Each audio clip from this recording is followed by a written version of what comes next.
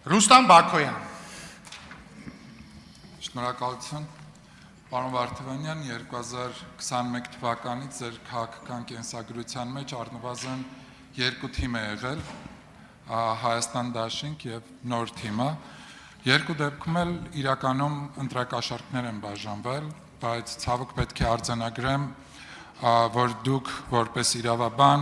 իրավական բարձրագույն կուրություն եք դրսևորել եւ այս առումով խնդիր եմ տեսնում եւ դուք օրենսդրական դրամաբանության մեջ Հայաստանի Հանրապետության կառավարության սոցիալական բաղադրիչի մասով իրականացվող ծրագրերի տվել եք գնահատական, որ սա ըստ էության ընտրակաշառք է, որ կառավարությունը իր ծրագրերը իրականացնելիս համարել եք, որ ընտրակաշառք է։ Ես ձեզ կխնդրեմ, որ այստեղ որպես իրավաբանի պատասխանեք եւ շատ հաճախ դուք ըստ նպատակահարմարության որոշ հարցերի, երբ անհրաժեշտ է պատասխանում եք, քաղաքական պատասխաններ եք տալիս, որոշ դեպքերում էլ փոխում եք իրավական պատասխաններ, այս դեպքում ձեզանից իրավական պատասխան եմ ակնկալում։ Շնորհակալ եմ։ Ընդհանրապես համարում եմ ազգային ժողովում գործունեությունը որքան էլ քաղաքական է, որքան էլ իր մեջ ներկայացնում է այդ ներկայացուցչական մանդատի խորհուրդը, բայց ի դեպ իրավաբանի, առավել եւս փաստաբանի մասնագիտացումը բավականին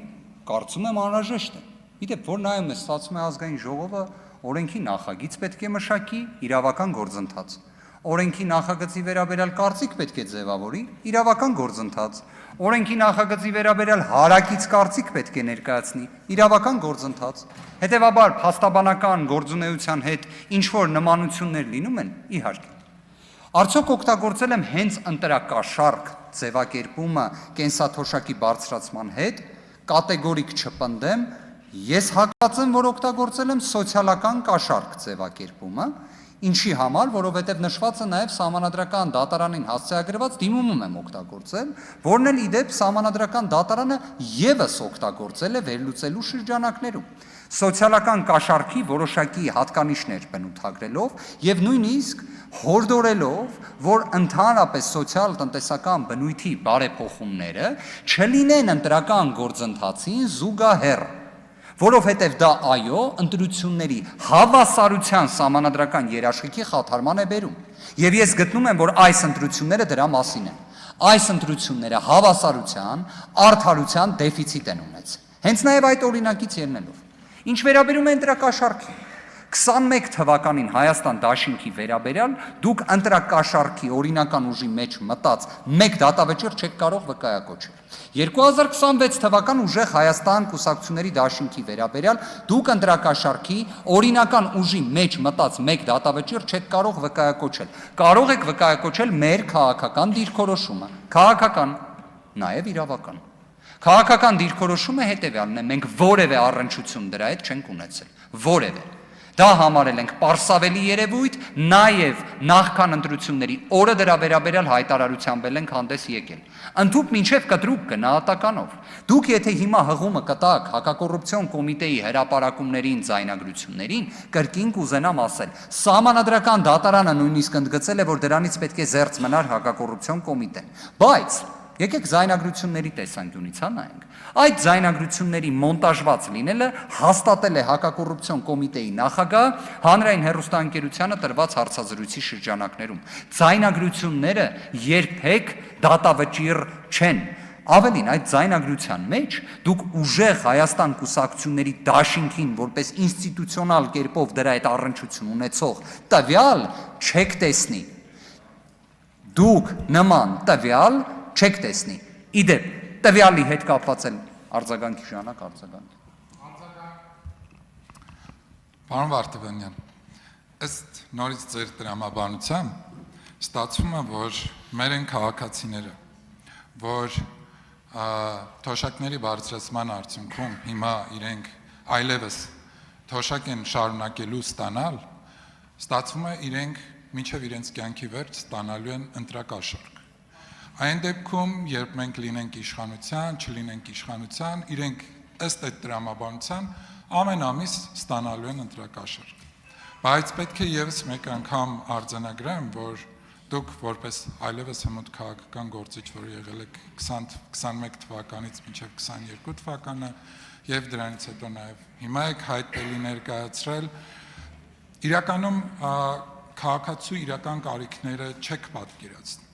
Դրա համար եք նաեւ այս որակումները տալիս սոցիալական կաշառք եւ այլ ձևակերպումներ։ Իսկ որպես քաղաքական հայտ ներկայացրած քաղաքական գործիչ, որը հավակնում է ազգային ժողովի փոխնախագահի պաշտոնին, ես կցանկանայի, որ ձեր տրամաբանությունը ավելի մոտ լիներ պետական մտածողության քաղաքական գործչի տրամաբանությանը եւ մյուսը, պարոն Վարդևանյան, 2031 թվականին, եթե դուք ներողություն եմ խնդրում 20 վայրկյան, եթե 2031 թվականին ընտրություններին դուք չհասնեք այն փոփոխություններին, որին դուք ձգտում եք, ոնց որ 21-ին դուք հայտ ներկայացրեցիք, 22-ին հրաժարվեցիք, հիմա 26-ին հայտը ներկայացնում եք, 31-ին ինչ եք անելու, եթե չհասնեք այդ փոփոխություններին։ Շնորհակալություն։ Շնորհակալ եմ։ Առնվազն կրկին կընդգծեմ, սոցիալական կաշառքի հետ կապված ձևակերպումը դա իրավական եզրույթ է, որը սահմանադրական դատարանի որոշման մեջ էլ կարող եք տեսնել։ Դա ոչ թե ընտրակաշառք է մեր սիրելի կենսաթոշակառուների նկատմամբ, այլ դա սոցիալական կաշառք է, որը մեր սիրելի կենսաթոշակառուների ազատ կամահայտնության ընտրելու միջամտություն է եղել։ Հենց սրանում է սահմանադրական դատարանը եւ միջազգային լավագույն փորձը դրա մասին են ասում։ Ասում են թողեք ընտրողը ազատ, հավասար, արդար պայմաններում ընտրություն կատարի։ Մի միջամտեք այդ process-ին։ Մի արեք օրինակ այնպիսի օրենսդրական փոփոխություն կամ կենսաթոշակի բարձրացում, որ կարայիք անեիք հունվար ամսին, բայց չգիտես ինչի արեցիք նախընտրական ժամանակահատվածում նախագահի հրամանագրին հաջորդած ժամանակահատվածում։ Ինչպիսին է իմ մտածելակերպը, թող հանրությունը գնահատի։ Առնվազն գտնում եմ, որ պատասխանատվությունը գիտակցող, ներողություն եմ խնդրում 20 վայրկյան էլ ես լրացուցիչ ունենամ, որտեղ հարցն էր երկար տեղ։ Ունեցեք։ Շնորհակալ եմ։ Ինչ վերաբերում է 2031 թվականին, պարոն Բակոյան, այդ ընթացքում կունենանք ուժեղ Հայաստան։ Դրա մասին կխոսենք խաղաղ,